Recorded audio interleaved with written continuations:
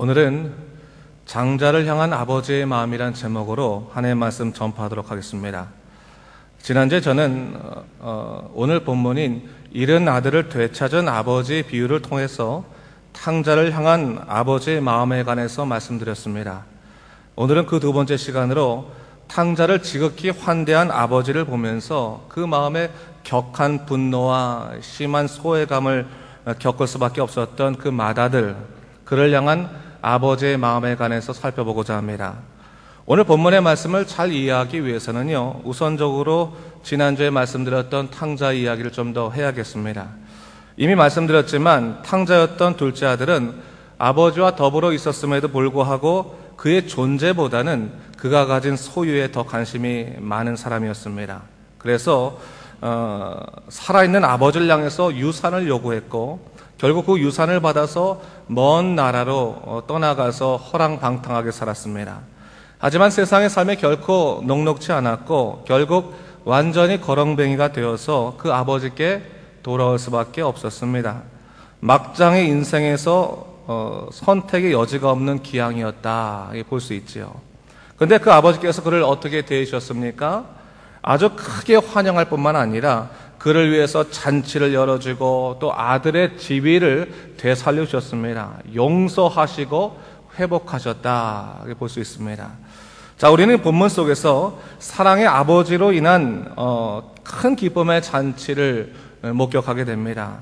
아버지는 살진 송아지를 잡아서 이웃과 친지뿐만 아니라 종들까지도 초청해서 잔치를 벌였습니다. 그런데 문제는 그 기쁨의 잔치에서 지극히 소외된 한 사람이 있었다는 사실입니다. 그것도 아버지의 마음을 찢으며 동생이 집을 나갔을 때조차도 그 아버지의 곁을 지키면서 충성과 헌신을 다했던 그 맏아들이 그랬다는 겁니다. 어찌 보면 잔치의 또 다른 주인공이 되어 있어야 할 이 맏아들이 오히려 기쁨의 자리에서 홀로 외톨이가 되어버린 가슴 아픈 장면이 연출되고 있다 볼 수 있습니다. 오늘 우리가요, 이 본문을 좀 보면서 우선적으로 맏아들이 가진 심리의 상태를 좀 생각해 볼 필요가 있습니다. 이 본문을 보면 탕자로 살았던 동생이 집에 돌아오게 되었을 때 아버지가 그를 크게 환대하고 잔치를 열어준 것에 대해서 그 형이 크게 분노를 한 것을 볼 수 있죠. 그러면서 뭐라고 말합니까? 나는 이 잔치에 들어가지 않겠다 이렇게 선언합니다. 사실 탕자였던 둘째 아들은 그 아버지에게 소중한 사랑스러운 아들이었을 뿐만 아니라 아마도 그 형에게도 소중한 동생이었을 겁니다. 아마 동생이 그 아버지 유산을 가지고 집을 나갔을 때 괘씸하긴 했겠지만 그 형도 가슴이 아팠으리라 그런 생각이 들어요.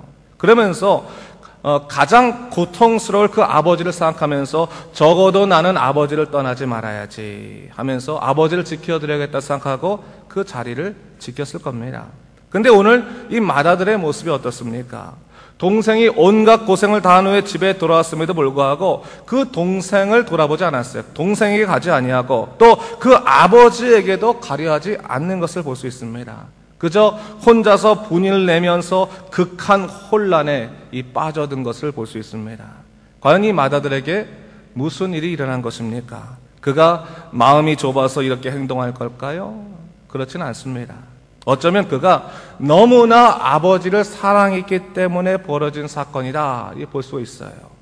예전에 제가 한 책에서요, 그 착한 일꾼 콤플렉스라는 그런 그 단어를 한번 본 일이 있어요. 물론 이 말이 공식적인 병리 용어는 아닌 것 같지만 그분이 이런 설명을 좀 하더라고요. 이 콤플렉스는 열심히 헌신하고 순종하며 살아왔던 착한 일꾼일수록 자기의 기대와 다른 일 앞에서 강한 반발심이나 반항을 일으키게 되는 것을 의미할 때 이런 그 컴플렉스가 있을 수 있다라고 얘기를 하더라고요.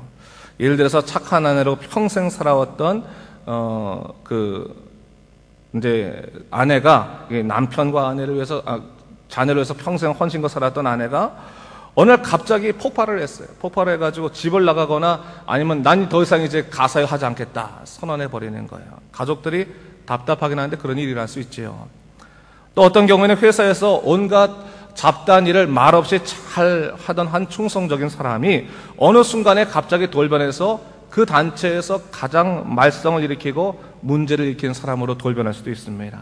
이것도 다 어떻게 보면 이런 증후군의 하나겠죠. 오늘 본문에 나오는 이 아들도 마찬가지였습니다. 아버지 곁에서 정말 충성과 열심을 다해왔건만 아버지가 오히려 탕자를 높여주는 것을 보면서 분노와 실망감 속에서 그 아버지까지도 거부하게 되더라라는 것입니다. 이런 경우 여러분이 있을 수 있어요.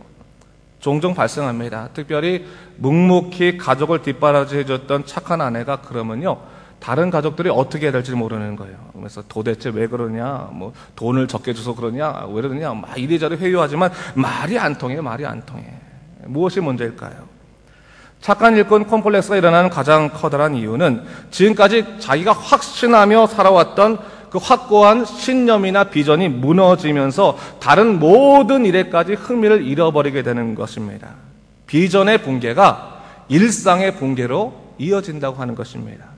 오늘 본문에서 그 장자가 아버지에게 헌신을 다했습니다. 그러면서 아버지를 그 비전의 대상으로 삼았습니다. 그런데 그 아버지가 자신을 바라보지 아니하고 오히려 큰 상처를 준 그 탕자를 높이는 것을 보면서 그가 가진 비전이 흔들리게 된 것입니다. 도대체 이게 뭔 일이지? 내가 도대체 왜 열심히 살아왔지? 그러면서 다른 일상까지도 다 무너져 내버리게 된 것입니다. 여러분, 오늘 이 본문의 말씀은요, 단지 이런 세상적인 영역에만 해당되는 것이 아닙니다. 신앙적인 영역에도 마찬가지예요. 우리가 신앙생활하면서 혼란을 겪을 수 있습니다. 바로 이런 이유 때문에 혼란을 겪을 수도 있다는 겁니다. 제가 한국에서 목회를 할 때요, 그 교회에 이런 일이 있었습니다. 한 권사님이 외국에 나가서 공부하는 그 남편을 위해서 대신해서 그 가족의 뒷바라지를 다 했습니다. 근데 그 남편이 직업이 치기공사였어요. 여러분 아시죠? 그 치아를 갖다가 만들고 뭐 교정할 때 이렇게 재료를 만드는 그 역할을 하는 게 치기공사 아닙니까? 그 역할을 했어요. 근데 그분이 그것을 한 십몇 년간 하다 보니까 자기에게 꿈이 생긴 거예요. 나는 치기공사로 살지 않고 치과 의사로 살고 싶다라고 해서 공부를 하러 외국으로 나갔어요. 그랬더니 이 부인도 나가서 공부하라. 당신의 꿈을 이루라. 그런데 한 10여 년간의 시간이 이제 걸리는 거예요. 그러니까 얼마나 시간이 많이 걸립니까? 뭐 집안에 다른 그 수입도 없는데. 근데 이 부인이 남편 옆에서 치기공사 할 때 옆에 돕다 보니까 본인도 어느 정도 기술을 익히게 된 거예요. 그래서 내가 뭘 할까 하다가 내가 치아 교정하는 것, 만드는 것, 내가 그걸 좀 해야겠다라고 생각하고 의사도 아니고 치기공사도 아닌데 그 일을 감당한 거죠. 근데 그것이 한국 사회에서는 엄연한 불법이 아니겠습니까? 우리 교인들도 그것을 하는지 몰랐었는데 나중에 그것이 발각돼서 그분이 감옥에 가게 됐어요. 교회가 발칵 뒤집혔어요. 권사님으로 열심히 일하시던 분이고 또 그 어머니로서도 또 아내로서도 너무 충성을 다하시던 분이기 때문에 참 그 안타까웠습니다. 그래서 같이 중보기도도 하고 그랬어요. 근데 참 다행스러운 것이 그리 오래되지 않아서 그 감옥에서 나올 수 있게 됐습니다. 근데 이분이 창피하죠. 교회에 도대체 나올 수가 없겠죠. 근데 그분이 한 가지 염원이 있었어요.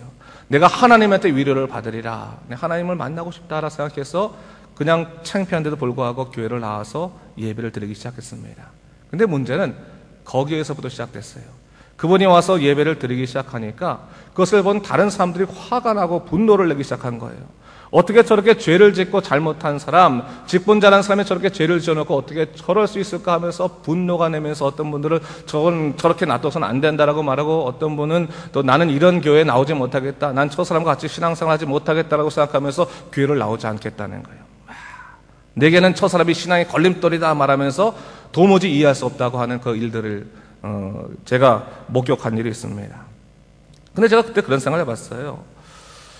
이미 큰 죄를 짓고 또 죄가를 치르고 또 자기의 잘못을 알지만 하나님한테 위로를 받기 위해서 나온 한 여인이 있었는데 그 여인이 떳떳하지 않고 고개 숙이면서 눈물로 기도하고 있을 때 과연 그 여인, 그 아무런 힘도 없고 또 어떻게 보면 다른 사람에게 해를 끼칠 수 없는 이 연약한 여인이 과연 다른 사람에게 신앙의 걸림돌이 될 수 있을 것인가? 제가 그것을 그때 고민한 일이 있었어요. 오늘 본문의 말씀은요, 이 비유는 예수님께서 바리새인과 유대인 율법학자를 향해서 말씀하시는 교훈이었습니다. 이 바리새인과 율법학자들이 예수님에게 말씀을 들으러 온 세리와 그 죄인들이 있었는데 그들을 보니까 마음에 걸림이 생긴 거예요. 어떻게 내가 저 사람과 더불어서 예배를 드릴 수 있을 것인가, 말씀을 들을 수 있을 것인가, 화가 나서 그들이 수군거리고 예수님에게 항의를 하게 된 것이죠. 그때 예수님께서 이 비유를 통해서 말씀해주고 계신 것입니다. 뭡니까? 네가 믿음 생활을 포기할 만큼 이들의 문제가 정말로 너를 괴롭히는 영적인 걸림돌이냐라는 것을 묻고 계신 거예요.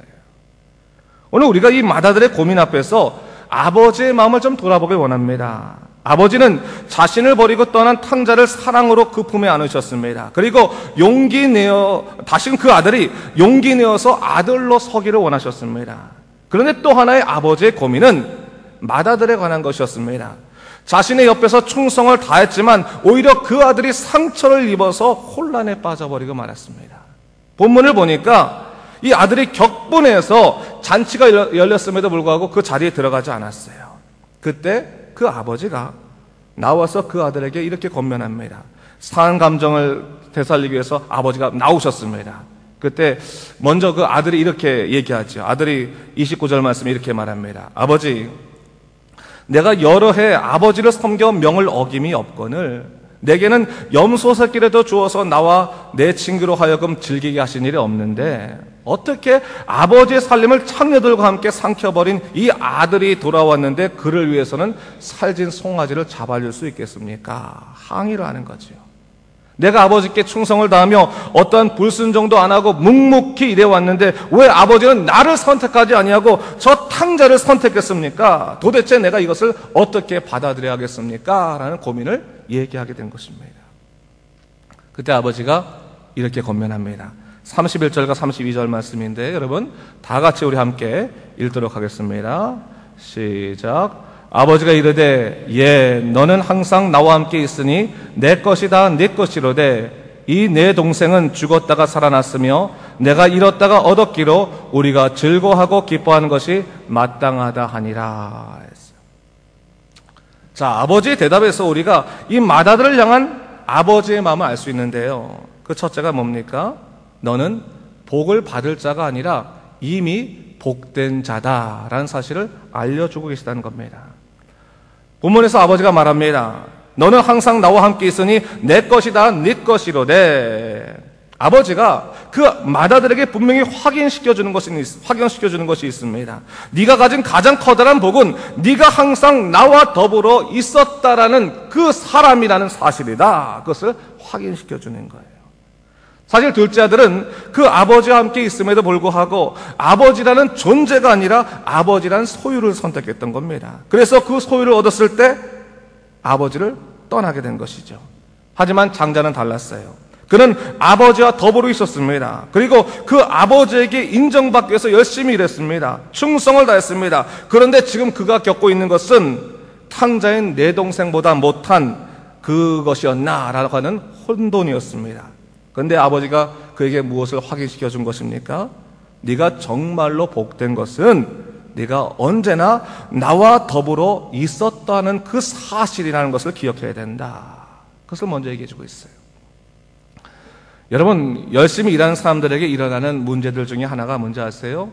목적을 잃어버린 채 열심만 다하는 것입니다. 뼈 빠지게 일합니다. 그런데 어느 순간에 일하는 자기 자신만 있지 내가 무엇을 원하는지도 알지 못하고 내 가치도 깨닫지 못하는 거예요. 오늘 아버지가 이 열심을 다하는 장자에게 분명히 확인시켜주는 것이 있어요. 아들아, 네가 지금 화나고 속상할 수 있겠지만 한번 생각해봐라. 너는 언제나 나와 더불어 있었던 복된 자가 아니었느냐? 그것을 확인시켜주는 거예요. 오늘 우리와 하나님과의 관계도 마찬가지입니다. 우리가 충성을 다할 때요, 이 매너리즘에 빠질 때가 있는데 그것이 뭐냐면 복을 상대적으로 이해하려고 할 때입니다. 내가 열심히 기도를 생활을 하고 열심히 충성을 다하고 봉사를 다했는데 하나님 어떻게 나보다도 저 사람이 더 복을 많이 받는 것입니까? 내가 정말로 주님 사랑하고 항상 주님과 더불어 있으려고 했는데 어떻게 나보다 저 사람이 일이 더 잘 풀리는 것입니까? 하나님 도대체 이것을 내가 어떻게 받아들이겠습니까? 그러면서 어떻게 합니까? 믿음 생활 열심히 해서 뭐하나 내가 복도 못 받는데 그렇게 생각합니다. 근데 여러분, 하나님 아버지의 마음은 다르다는 거예요. 아버지께서 말씀하신 거 뭡니까? 네가 무엇을 받았느냐, 무엇을 얻었느냐보다 더 중요한 것이 있다는 거예요. 그것은 뭡니까? 너는 이미 내 안에 있는 자라는 거예요. 나와 더불어 있는 자라는 겁니다. 그것이 바로 복된 자라고 하는 가장 중요한 사실을 그 아들에게 그 아버지가 알려주고 있는 것입니다. 여러분, 주님께서 내 안에 또 주님께서 계시는 그 놀라운 일들이 우리에게 이미 펼쳐져 있는 것입니다. 하나님의 자녀로 부름받아 살아가는 가장 커다란 복을 우리가 이미 누리고 있는 것입니다. 근데 우리는 그 복을 이미 누리고 있음에도 불구하고 상대적으로 다른 사람들이 가진 내가 원하는 것들 때문에 우리는 하나님께서 절대적으로 역사하신 그 임재와 축복들을 누리지 못하고 있을 때가 얼마나 많이 있습니까? 이미 감사할 것도 많이 있는데 감사하지 못하는 모습들이 우리 안에 있을 수 있다는 것입니다. 여러분, 하나님과 함께 더불어 있다는 것만으로도 그것이 얼마나 복된 자인지 몰라요. 지금 내가 아버지라는 이름을 부를 수 있는 것, 정말 고통 속에 아버지라고 하는 이름을 부를 수 있는 것이 지금 내가 당하고 있는 고난보다 훨씬 더 큰 은혜다, 훨씬 더 큰 것이다라는 것을 잊지 말아야 됩니다. 오늘 주님은요, 바로 이 아버지의 마음을 통해서 하나님만 바라보지 못하는 마달과 같은 우리 자신을 일깨워 주시고 있는 거예요. 여러분, 주님을 섬길 때요, 다른 것들로 인해서 본질을 상실하지 마십시오. 하나님을 사랑하는 사람들이 다른 것들로 인해서 하나님만 바라보는 것 포기하는 것은 목적을 상실하고 일만 열심히 하는 것과 똑같습니다. 이 마다들과 다를 바가 없어요. 우리가 신앙생활하면서 절대로 잊지 말아야 할 것은 우리의 비전도 아버지께로 오는 것이고 우리의 회복도 아버지께로 오는 것이라는 것을 잊지 말아야 되는 것이에요. 비록 살아가면서 다른 사람들 때문에 우리 비전이 자꾸 영향을 받을 때도 있고 또 마음이 상할 때도 있지만 여러분, 다른 것에서부터 회복을 찾으려고 하지도 마시고 비전을 구하지도 마십시오. 오직 나를 향하신 그 아버지의 뜻이 그 아버지의 마음속에 담겨져 있는 거예요. 그것을 찾아내는 것이 훨씬 더 소중하다는 사실입니다. 저는 그런 의미에서요, 영적인 소통이 참 중요하다고 생각해요. 여러분, 교회를 다니다 보면 정말 수많은 걸림돌들을 경험할 수 있습니다. 여러분, 은혜가 넘치는 곳에 시험도 넘치는 겁니다. 항상 그걸 잊지 말아야 되는 거예요. 내가 행복하기 시작하면 내가 어려움을 당할 일도 항상 동시에 늘어나는 거예요. 여러분, 내가 은혜가 충만하면 내가 걸림돌로 넘어질 만한 일도 항상 더 넘쳐나는 것이라는 것을 잊지 말아야 되는 거예요.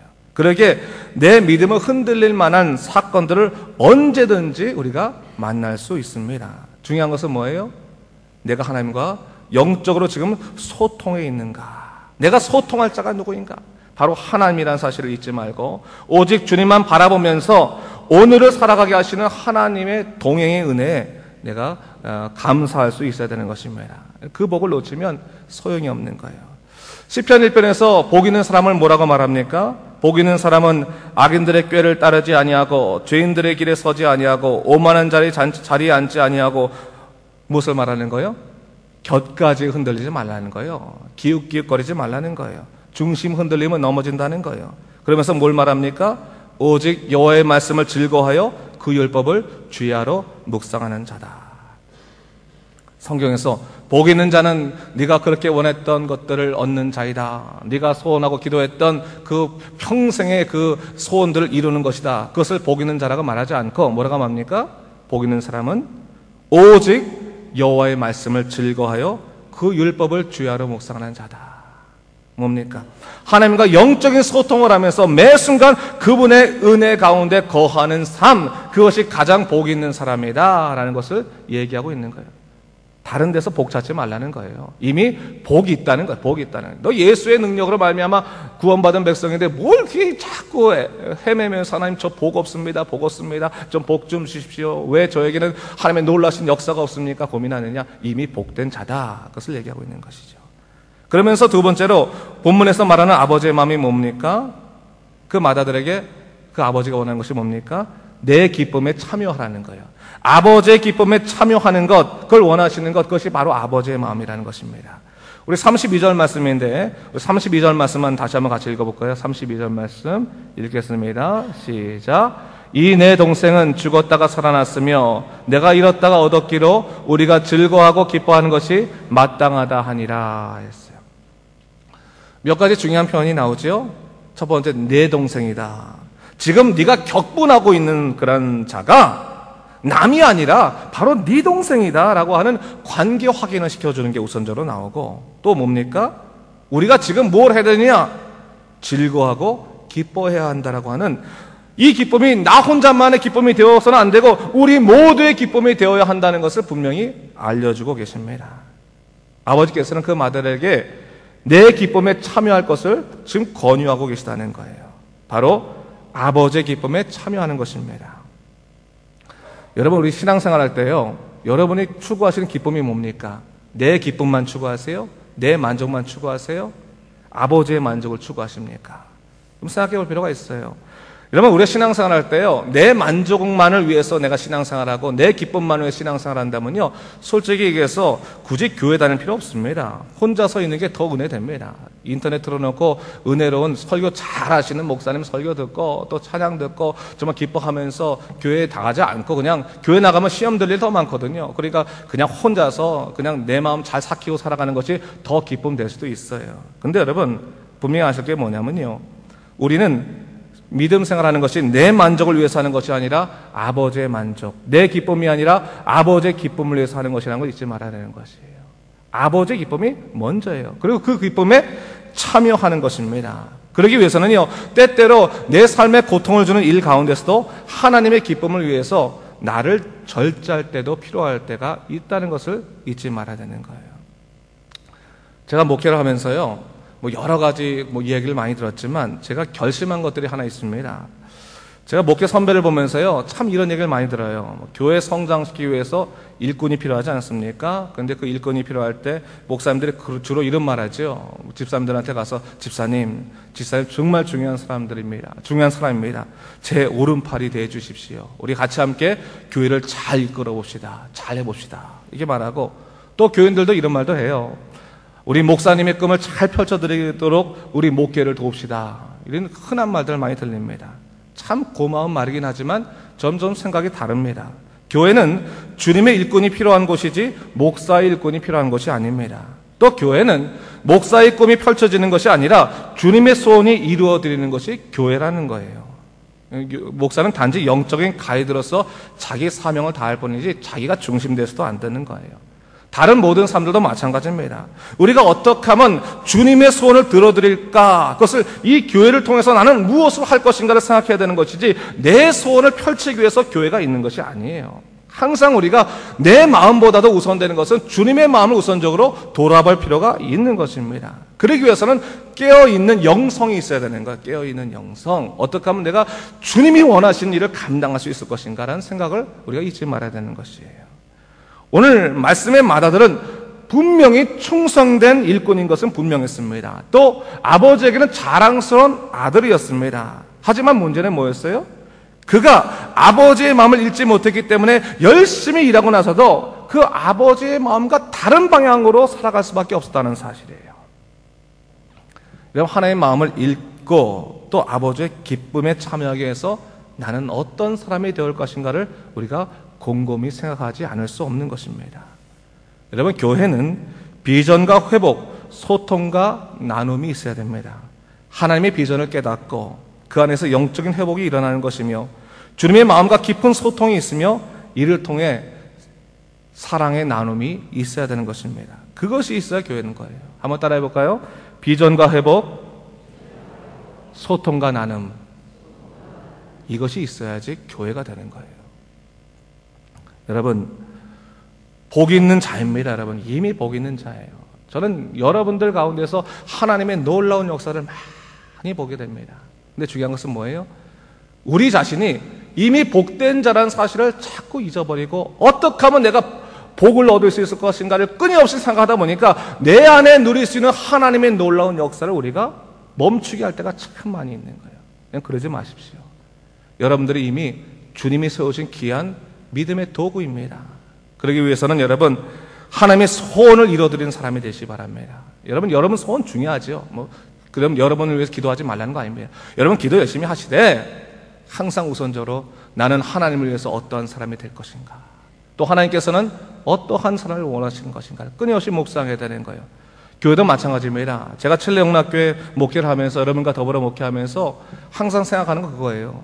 어떻게 하면 하나님의 소원을 이루어드리는 교회가 될 수 있을 것인가? 이 교회가 어떻게 하면 주님 보시기에 합당한 바른 교회가 될 수 있을 것인가에 대한 관심을 갖는 것이지, 어떻게 하면 우리 교회를 더 성장시킬 것인가, 어떻게 하면 더 많은 사람을 전도할 것인가, 그거가 아니에요. 전도도 복음을 위해 전도하는 것이지 사람의 숫자를 늘리기 위해 전도하는 것이 아니에요. 그것을 우리가 명확히 알 수 있어야 되는 거예요. 오늘 이 마다들을 곰곰이 묵상하십시오. 이런 충성을 다하시는 우리 모든 믿음의 사람들이요, 우리가 충성을 다하지만 때로는 그 충성으로 인해서 마음이 상할 때도 있지 않겠습니까? 그때마다 여러분 분명히 기억하십시오. 나를 기쁘시게 하고 나를 새롭게 하시는 것은 누구라고요? 하나님이신 걸 기억하십시오. 세상에서 여러분 인정 못 받더라도 그것 때문에 너무 서러워하지 마십시오. 하나님이 여러분을 인정하시고, 하나님이 여러분을 이끌어 가시고, 하나님이 여러분을 사랑하시고, 하나님이 여러분을 회복시켜 주실 것입니다. 이 귀한 놀라운 역사 가운데 살아가신 여러분 되시길 주님의 이름으로 축원합니다. 기도하겠습니다.